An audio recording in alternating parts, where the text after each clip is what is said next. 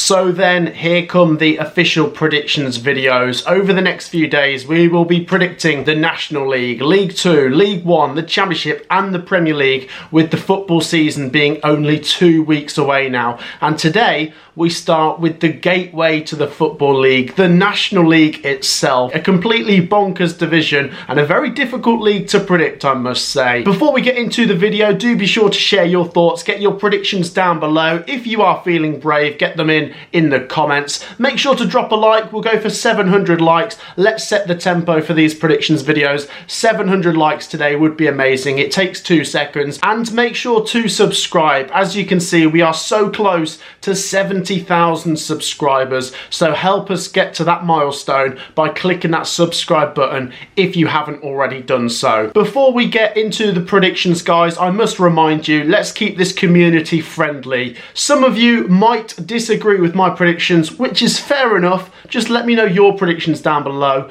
rather than just saying this won't happen, my team will be higher, blah blah blah. It's the future. You don't know it, I don't know it, so let's just see who's right in a year's time. Let's get on to the predictions, starting with the bottom 4. Now then, I am sorry for being predictable, but I do think some of the teams that have come up from the National League North and South might struggle. I think this is going to be a really open league this year, and bottom of the table, I'm going to go with Boston United. Now don't get me wrong, they did really well in the National League North and of course came up through the playoffs, and they beat one of the favourites, which was Scunthorpe United, to get here. Now in terms of business, they have been fairly active, bringing in the likes of Adam Marriott, Sam Osborne and Tony Weston. The manager, Ian Culverhouse, I like him as well. I just think there's that lack of quality with Boston coming up, so I'm going with them to finish in 24th place. 23rd, another team that came up from the National League North, Tamworth. Now they won the division with 96 points last season. Fair play to Andy Peakes and Tamworth. They were very good last year. Also the same problem here, I'm going to say, for Boston. I'm happy to be proven wrong, but I just think once again there might be that lack of quality and cutting edge to compete in the National League. Hayden Hollis and Kylissimo look like they could be interesting signings, but I am going to have Tamworth in my bottom 4. I'm going to go for Wealdstone. Difficult team to predict over the last few seasons. Now last year they finished in 16th place with 56 points. Matt Taylor is a manager that came in this year in 2024. Their business has seen the likes of Craig Eastman, Adrian Mariappa and Elliot Simmons coming through the door. Look, I might be proven totally wrong here, but you've got to chuck in a couple of shocks every now and then. I'm going to have Wealdstone in my bottom 4, and completing my bottom 4 I'm going to have Braintree, who came up through the National League South playoffs. Don't get me wrong, I was very impressed by what they did last season. An incredible achievement. They've brought in James Vennings, Louis Annesley and Ini Effiong as well. Not bad business, but I am going to have Braintree in my bottom 4. Feel free to share your predictions for the bottom 4, the relegated teams. Very difficult, I must say. Let's move on to the teams that I have got staying up, and we'll move this and stretch it out all the way up to mid-table. In 20th place, I'm going to go for AFC Fylde. Now, last season they finished in 18th place. They survived, but nothing more than that really last season. They've brought in Joe Riley, Ethan Mitchell and Corey Whelan. Chris Beach is the manager, and they'll be looking to push on a bit this year. Now, I have got them to stay up again, but there is some other teams that I have got rising higher than Fylde this time round. In 19th place, I'm going to go for Ebbsfleet. Now, I did back Ebbsfleet to finish a little bit higher than 19th last season, but they finished 19th. Now, they could improve on the 19th place finish, but I feel like we heard a lot of background noise coming into the season that Ebbsfleet were going to do so well, and they just didn't deliver. Danny Searle is putting an interesting team together here with the likes of Tom Dallison, Jim Kellerman and Lewis Page all coming through the door. I'm going to have Ebbsfleet as a holder this time round. In 18th place, I'm going to go for Eastleigh. Now, last season, Eastleigh did just finish in the bottom half of the table.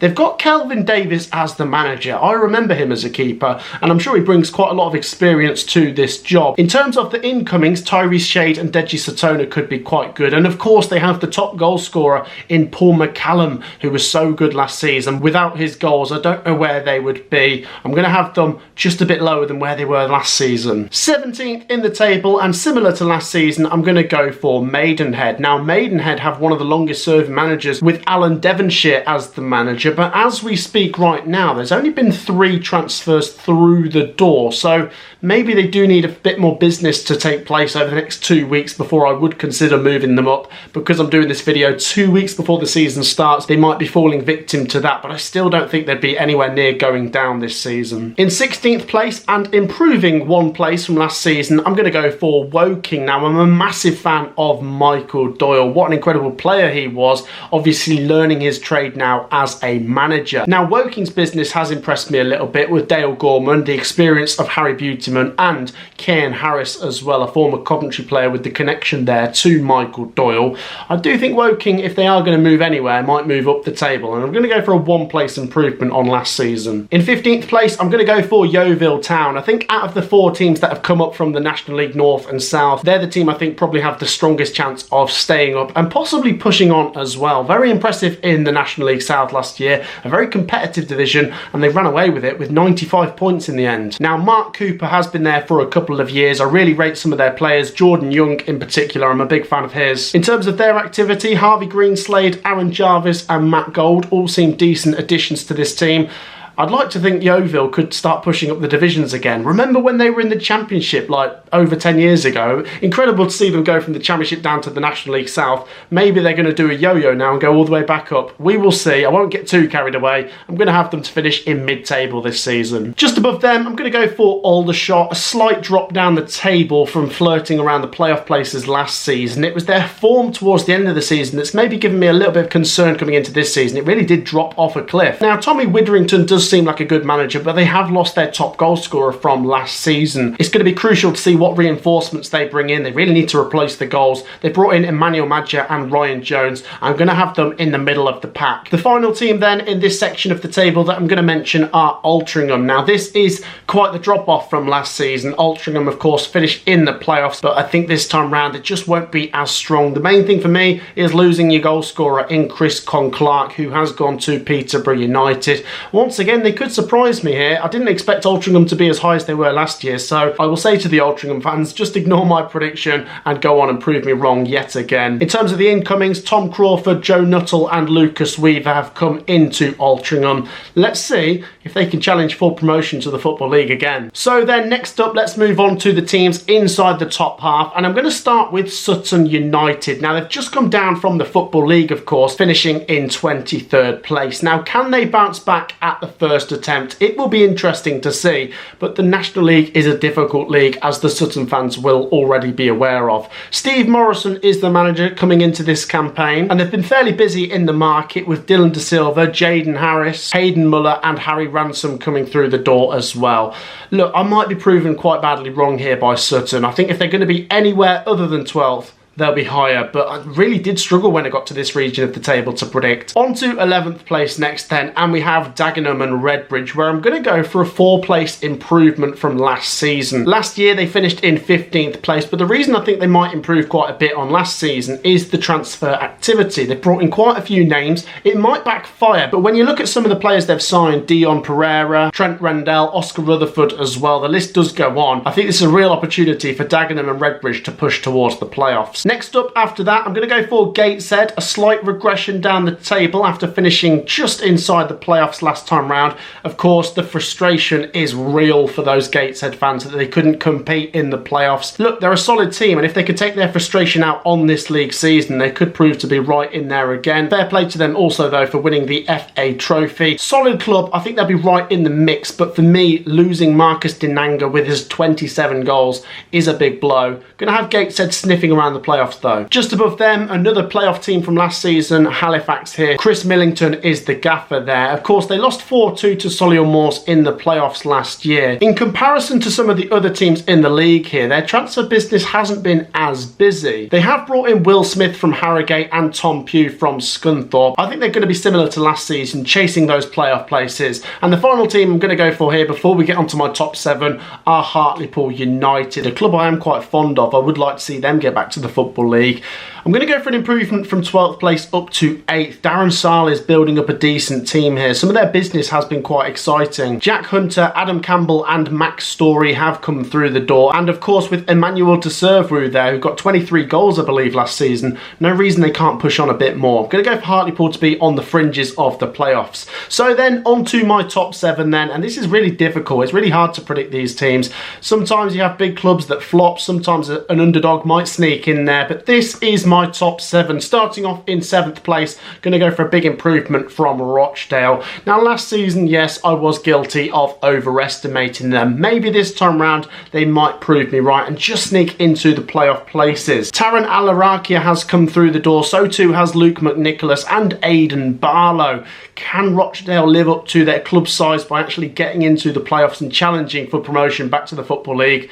I'm going to go for an improvement from them. In 6th place, I'm going to go for York City. This is by far the biggest move in prediction from based on where the team finished last season. Now, York City just about got over the line in 20th place, surviving last year. There was a lot of talk about them being really good next year, and I thought they would do quite well. I think I predicted them to finish in 9th. They didn't. Like I say, they finished 20th. This time round, though, with a bit more business, a new lick of paint, can York City get into the playoffs? I'm going to go for it. York City in 6th place. Adam Hinselwood has come in as manager this year and they've got a bit of money to spend. Dara O'Connor, Tyree Sinclair and Ollie Pearce have come through the door, and I just have a feeling with the York City fans on board after surviving last season, they're going to push on. Playoffs for me. In 5th place, I'm going to go for Forest Green Rovers, the team that of course finished bottom of League 2 last year. Now last time they were in the National League, they bossed it. They've been in the Football League. They went as far as League 1. Is it a case that the yo-yo has come back down and is ready to bounce back up again? Well, I'm going to go for 5th place. It's one of the big unknowns here. With a team coming down, sometimes they don't live up to all too much in this division, and it is harder than a lot of teams and fans do realise.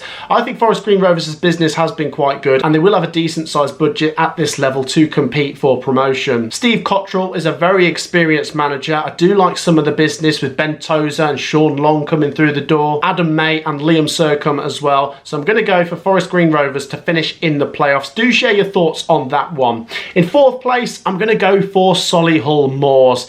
I just think it'd be so typical of Solihull Moors to finish in the playoffs and suffer some sort of playoff final heartbreak, as they usually tend to do. Very good club, very well run. They've climbed so well in the Football League over the last 10-15 years, but it does seem like getting through this division is their kryptonite. Will it be this time round that they do it? I'm a massive fan of Andy Wing. So unfortunate not to go up last year. They've got very good players. I'm a massive fan of Jamie Osborne. They have lost Joe Sparrow, which is a big blow. I'm sure Ollie Tipton and Sam Bowen might be decent signings as well. I still think they could be in that playoff picture. I'm going to have Solihull Moors in 4th place. So then on to the top 3. Is this fairly predictable? Possibly.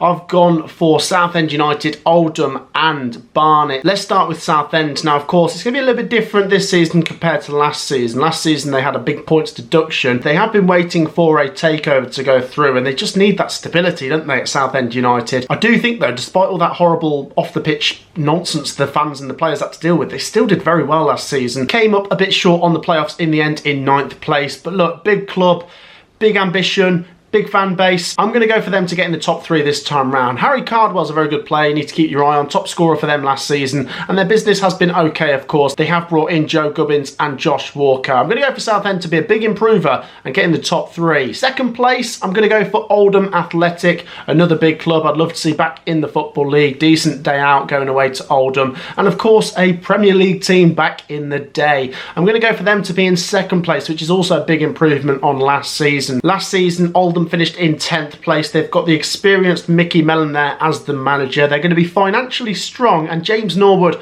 obviously a player to watch out for in terms of goal scoring. Josh Kay and Regan Ogle look like decent signings, and I just have a feeling that maybe the bigger clubs that sometimes underperform in their first season, this could be a year where we see Oldham, Southend, Rochdale maybe getting themselves on a bit of a better footing and challenging for promotion. I feel like I probably do say that every season, but let's see if I'm right this time round. Oldham, I'm going to go for 2nd place, and that does mean winning the league for me is going to be Barnet. And one thing I do need to say is for the last 3 seasons, I have backed the team that has won the league to win the league.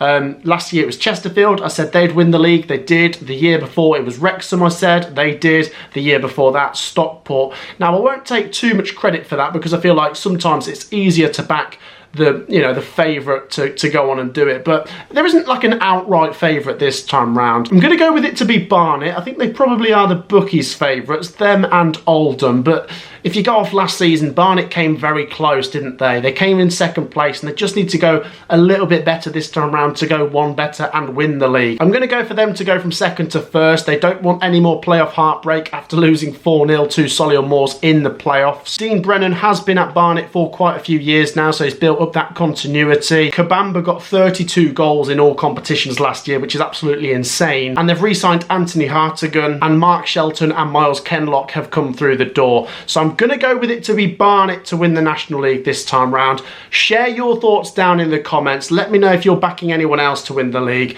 but I think it will be Barnet. So then guys, that wraps up my National League predictions for another season. Do be sure to share your predictions down in the comments. I think it's a very open league this year. If you've enjoyed the video, please make sure to drop a like and subscribe as we're closing in on 70,000 subscribers. Over the next few days, we will have League 2 predictions, League 1 predictions, then the Championship and the Premier League. Like I say, share your thoughts. Let's keep this community friendly down in the comments, and I will see you in the next video. Take care. Peace out.